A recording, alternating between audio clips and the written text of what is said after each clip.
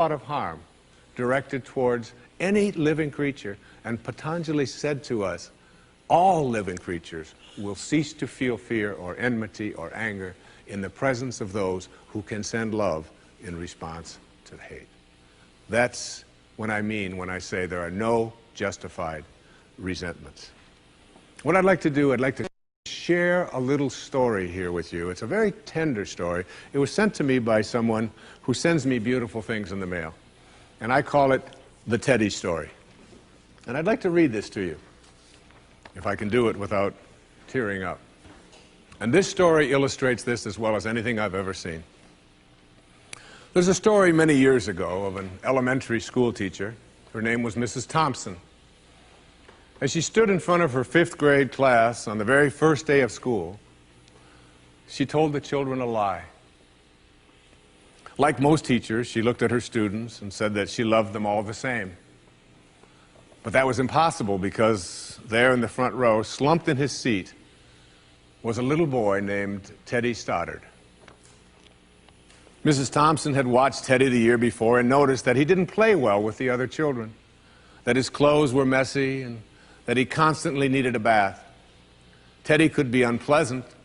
It got to the point where Mrs. Thompson would actually take delight in marking his papers with a broad red pen and making bold X's and then putting a big F at the top of his papers.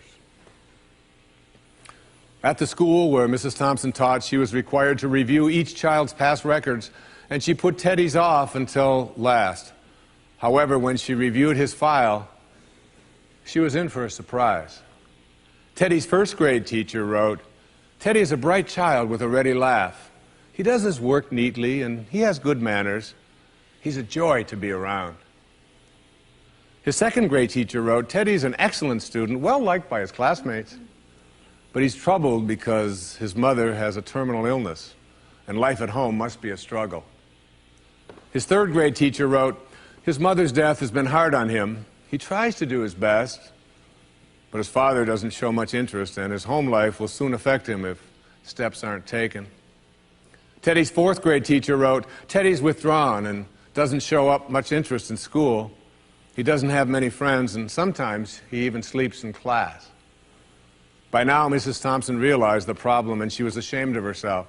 She felt even worse when her students brought her Christmas presents wrapped in beautiful ribbons and bright paper, except for Tedy's. His present was clumsily wrapped in heavy brown paper that he got from the grocery bag. Mrs. Thompson took pains to open it in the middle of the other presents. Some of the children started to laugh when she found a rhinestone bracelet with some of the stones missing and a bottle that was 1/4 full of perfume. But she stifled her children's laughter when she exclaimed how pretty the bracelet was, putting it on and dabbing some of the perfume on her wrist. Tedy Stoddard stayed after school that day just long enough to say, "Mrs. Thompson, today you smell just like my mom used to." After the children left, she cried for at least an hour.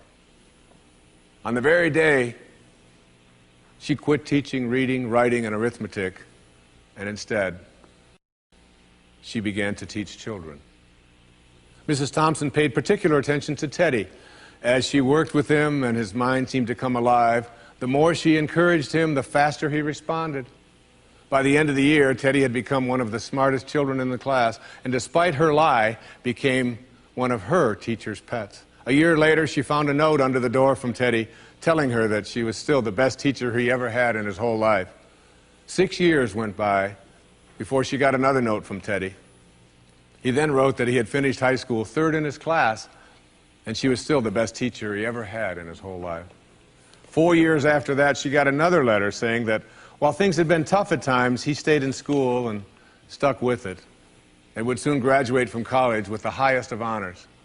He assured Mrs. Thompson that she was still the very best and favorite teacher he ever had in his whole life. Then 4 more years passed, and yet another letter came. This time he explained that after he got his bachelor's degree, he decided to go a little further.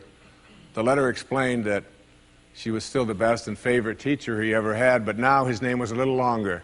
The letter was signed Theodore F. Stoddard, M.D. But the story doesn't end there. You see, there was yet another letter that spring. Tedy said he'd met this girl and was going to be married. He explained that his father had died a couple of years ago, and he was wondering if Mrs. Thompson might agree to sit in the place at the wedding that was usually reserved for the mother of the groom. Of course, Mrs. Thompson did, and guess what? She wore that bracelet, the one with the several rhinestones missing.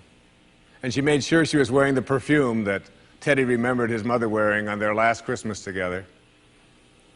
They hugged each other, and Dr. Stoddard whispered in Mrs. Thompson's ear, "Thank you so much for making me feel important and showing me that I could make a difference." Mrs. Thompson came with tears in her eyes and whispered back, "Tedy, you have it all wrong. You were the one who taught me that I could make a difference. I didn't know how to teach until I met you." Isn't that a beautiful story? Yeah.